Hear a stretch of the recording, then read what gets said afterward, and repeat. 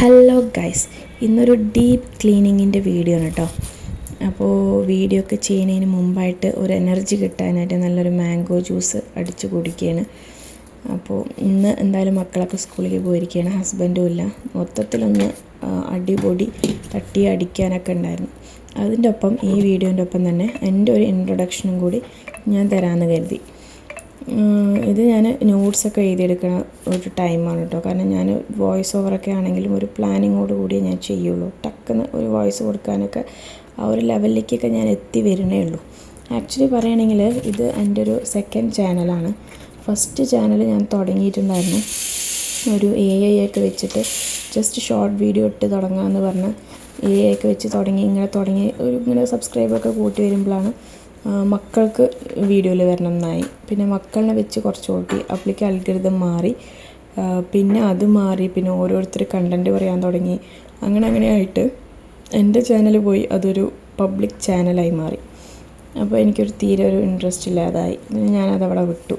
ഇപ്പോൾ ഇത് ഒരു 5-6 മാസത്തിന് ശേഷം ഇപ്പോൾ ഇതാണ് ഞാൻ തുടങ്ങിയ ഒരു ചാനൽ. ഇത് വെറും സ്റ്റോറി ടെല്ലിങ്, എൻ്റെ ജീവിതത്തിൽ നടന്ന കഥകൾ, എൻ്റെ അനുഭവങ്ങൾ, അല്ലെങ്കിൽ എൻ്റെ ഉമ്മാക്കുപ്പാക്ക് അല്ലെങ്കിൽ എൻ്റെ കുടുംബക്കാർക്കുണ്ടായ നല്ല നല്ല അനുഭവങ്ങളും പാഠങ്ങളും ഒക്കെ ഉൾക്കൊണ്ടിട്ടുള്ളൊരു ചാനലാണ്. ശരിക്കും പറഞ്ഞാൽ ഞാൻ ജനിച്ചു വളർന്നത് ഒരു ജോയിൻറ്റ് ഫാമിലിയിലാണ്. അതുകൊണ്ട് തന്നെ ഇഷ്ടംപോലെ കഥകൾ പറയാനുണ്ട്. പിന്നെ ഇങ്ങനൊരു ചാനൽ തുടങ്ങിയ കാര്യം ഞാൻ ആരോടും പറഞ്ഞിട്ടില്ല. എൻ്റെ ഹസ്ബൻഡ്, എൻ്റെ സിസ്റ്ററിൻ്റെ മോള്, ഈ 3 ആൾക്ക് മാത്രമേ ഈ ചാനലിൻ്റെ കാര്യം അറിയുള്ളൂ. വേറൊരാൾക്കും അറിയില്ല. അതുകൊണ്ട് തന്നെ എനിക്കിപ്പോൾ ഉള്ളത് 17 സബ്സ്ക്രൈബേഴ്സാണ്. അപ്പോൾ ഇവരുടെ 3 ആളുടെ സബ്സ്ക്രിപ്ഷൻ മാറിക്കഴിഞ്ഞാൽ ബാക്കി ഉണ്ടാകുന്ന 14 സബ്സ്ക്രൈബേഴ്സ് എൻ്റെ വീഡിയോസ് ഇഷ്ടപ്പെട്ട്, എൻ്റെ സംസാരം ഇഷ്ടപ്പെട്ട് വന്നതായിരിക്കും. അതുകൊണ്ട് അതിപ്പോൾ ഒരാളാണെങ്കിൽ പോലും എനിക്കതിൽ വളരെ സന്തോഷമുണ്ട്. അപ്പോൾ ഒട്ടും സെൽഫ് കോൺഫിഡൻസ് ഇല്ലാത്ത ഒരാളായിരുന്നു കേട്ടോ ഞാൻ. ഒന്നിനും ഒരു ധൈര്യമില്ലാത്ത ഒരാളായിരുന്നു ഞാൻ.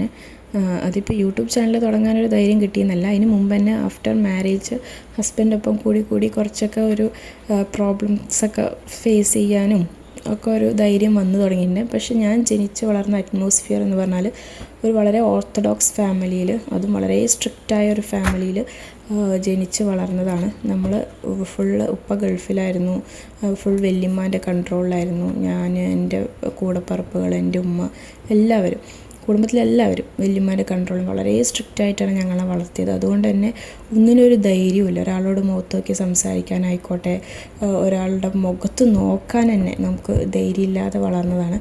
പിന്നെ എൻ്റെ ഹസ്ബൻഡൊപ്പം കൂടിയപ്പോഴാണ് ലോകം എന്താണ്, എങ്ങനെയൊക്കെയാണ് കാര്യങ്ങളൊക്കെ ഫേസ് ചെയ്യേണ്ടത് ഒക്കെ പഠിപ്പിച്ച് തന്നത് എൻ്റെ ഹസ്ബൻഡ് തന്നെയാണ് കേട്ടോ. അതിന് മൂപ്പർക്ക് വലിയൊരു സല്യൂട്ട് കൊടുക്കണം. കാരണം എന്തിനൊരു ധൈര്യം തരുന്നത് ആളാണ്. നിങ്ങൾ ചെയ്തോ, എന്ത് ചെയ്താലും കുഴപ്പമില്ല, ട്രൈ ചെയ്ത് നോക്ക്, എനിക്ക് പറ്റുമെങ്കിൽ നോക്ക് എന്നുള്ളൊരു മൈൻഡാണ് ആൾക്ക്. പിന്നെ എൻ്റെ സിസ്റ്റർ എനിക്ക് ശരിക്കും പറഞ്ഞ ഒരു റോൾ മോഡലാണ് കേട്ടോ. പുള്ളിക്കാരത്തി അത്രയും ഭയങ്കര ജീനിയസാണ്, പഠിക്കാൻ അടിപൊളിയാണ്. പക്ഷേ പുള്ളിക്കാരൻ്റെ കല്യാണം ഒരു +2 കഴിഞ്ഞതും കുടുംബത്തിലുള്ള അമ്മായിൻ്റെ മോനിക്ക് തന്നെ കല്യാണം കഴിച്ചു കൊടുത്തു. പിന്നെ ആൾ കുറേ ഡിഗ്രിയൊക്കെ എടുക്കാൻ നോക്കി, ട്രൈ ചെയ്തു, നടന്നില്ല. കുറേ ബിസിനസ് നോക്കി, ട്രൈ ചെയ്തു, നടന്നില്ല. പക്ഷേ പിന്നെ ചേത്താത്ത എൻ്റെ സിസ്റ്റർ UK പോയി നഴ്സിംഗ് കഴിഞ്ഞപ്പോൾ 3 മക്കളതിന് ശേഷം നഴ്സിംഗ് പഠിച്ചു, ഇപ്പോൾ ജോലിക്ക് കയറി. അതുകൊണ്ട് തന്നെ ഹാർഡ് വർക്കിങ്ങിന് ബെസ്റ്റ് എക്സാമ്പിളാണ് എൻ്റെ സിസ്റ്റർ. ഒരിക്കലും ഗീവ് അപ്പ് ചെയ്യില്ല, എന്തെങ്കിലും ഒന്ന് ട്രൈ ചെയ്തുകൊണ്ടേയിരിക്കും. പക്ഷേ പുള്ളിക്കാരൻ്റെ അത്രയൊന്നും എനിക്ക് ആ ഒരു ഇതില്ല കേട്ടോ. ഞാൻ അങ്ങനെ ട്രൈ ചെയ്യുന്ന ആളുമല്ല, ഞാൻ അത്രയും മെനക്കെടുന്ന ഒരാളുമല്ല. പക്ഷെ എന്തെങ്കിലുമൊക്കെ ചെയ്യണം, നീ ഒരു സെൽഫായിട്ട് എന്തെങ്കിലും ഒന്ന് ചെയ്ത് തുടങ്ങണം എന്നൊക്കെ ഒരു പഠിപ്പിച്ച് തന്നത് എൻ്റെ സിസ്റ്റർ തന്നെയാണ്. ഞാൻ അല്ലെങ്കിൽ എൻ്റെ ഹസ്ബൻഡിനെ ഡിപ്പെൻഡ് ചെയ്ത് അങ്ങനെ പോകുമായിരുന്നു. ഇപ്പോഴും ഞാൻ ഡിപ്പെൻഡ് ചെയ്ത് തന്നെയാണ് ജീവിക്കുന്നത്. ബട്ട് എന്തെങ്കിലും നമുക്കായിട്ടൊരു ഐഡൻറ്റിറ്റി വേണം, നീ എന്തെങ്കിലുമൊക്കെ ചെയ്യണം എന്ന് പറഞ്ഞ് പഠിപ്പിച്ചത് എൻ്റെ സിസ്റ്ററാണ്. പിന്നെ ഞാൻ ഈ യൂട്യൂബ് ചാനൽ കൊണ്ട് ഞാൻ വേറൊരു കാര്യം ഉദ്ദേശിക്കുന്നത് എന്താണെന്ന് പറഞ്ഞാൽ, മക്കൾ വീട്ടിലുണ്ടാവില്ല, ഹസ്ബൻഡ് ഉണ്ടാവില്ല. ഞാനിപ്പോൾ ഒരു 4-5 കൊല്ലമായിട്ട് ഞാൻ ചെയ്തിട്ടുണ്ടായിരുന്നത് ശരിക്കും പറഞ്ഞാൽ കുറേ സീരീസ് ഇരുന്ന് കാണും. നെറ്റ്ഫ്ലിക്സിലായിക്കോട്ടെ, ജിയോ ഹോട്ട്സ്റ്റാറിലായിക്കോട്ടെ, പ്രൈമിലായിക്കോട്ടെ, അങ്ങനെ എപ്പോൾ നോക്കിയാലും സീരീസിന് അഡിക്റ്റഡ് ആയിരുന്നു ഞാൻ.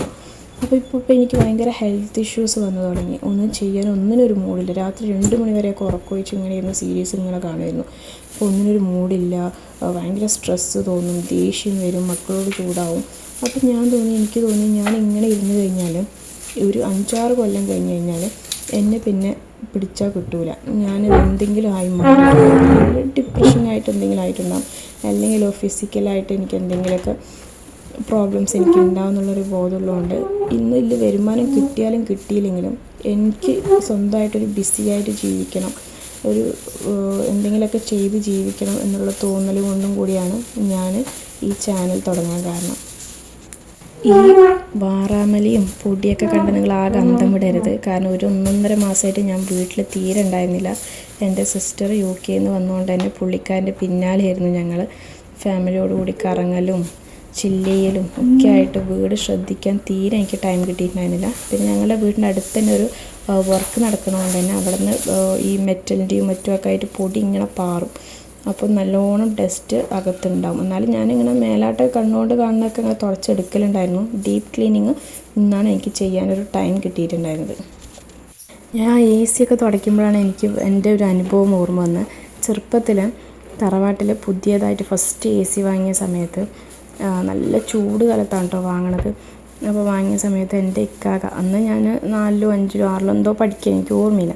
അപ്പോൾ എൻ്റെ ഇക്കാക്ക പറഞ്ഞു, ഈ AC ഈ ചൂടത്തെ എത്ര തണുപ്പാണെങ്കിൽ മഴക്കാലമൊക്കെ ആവണ സമയത്ത് ഇന്ന് മഞ്ഞ് പെയ്യാൻ തുടങ്ങും പറഞ്ഞു.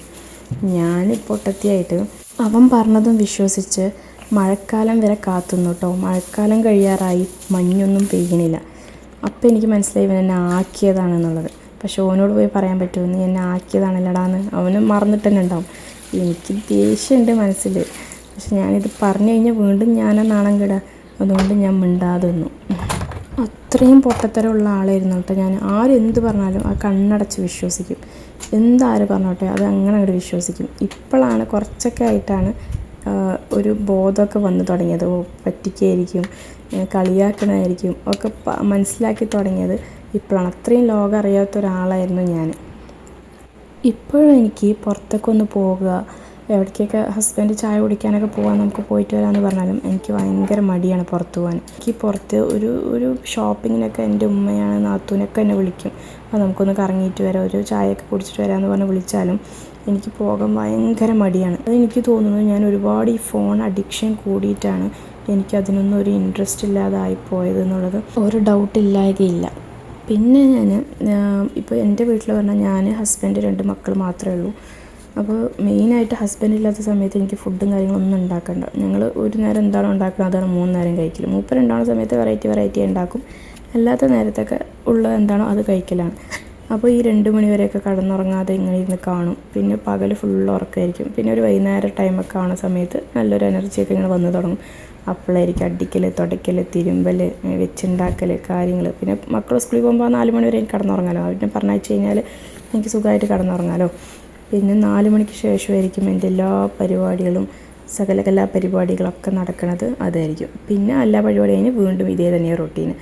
അപ്പോൾ ശരിക്കും പറഞ്ഞാൽ ഞാനൊരു ലോകത്ത് എൻ്റെ കുടുംബക്കാർക്കല്ലാതെ വേറൊരാൾക്ക് ഞാൻ ഇങ്ങനൊരു ലോകത്ത് ഒരു എക്സിസ്റ്റൻ ഉണ്ട് എന്ന് ഒരാൾക്കും അറിയില്ല. എൻ്റെ ഫ്രണ്ട്സായിട്ടൊരു കോണ്ടാക്റ്റ് ഇല്ല, വേറെ പുറമക്കാരായിട്ടൊരു കോണ്ടാക്റ്റ് ഇല്ല. നൈബേഴ്സായിട്ട് ഓഫ് കോഴ്സ് ഉണ്ട്. കാരണം ഞങ്ങളൊരു ഗേറ്റിൻ്റെ ഉള്ളിലാണ് ഞങ്ങളുടെ 3 വീട്, നെയ്ബേഴ്സ് 3 പേര് ഒരു ഗേറ്റിൻ്റെ ഉള്ളിലെ വീട്. അപ്പോൾ ഞങ്ങൾ എന്തായാലും കാണാൻ കുറേ നേരം സംസാരിക്കും, ചിരിക്കും. വൈകുന്നേരം കഴിഞ്ഞാൽ ഞാൻ കുറച്ച് നേരം അവിടെ പോയിരിക്കും, അങ്ങനെയൊക്കെ ചെയ്യും.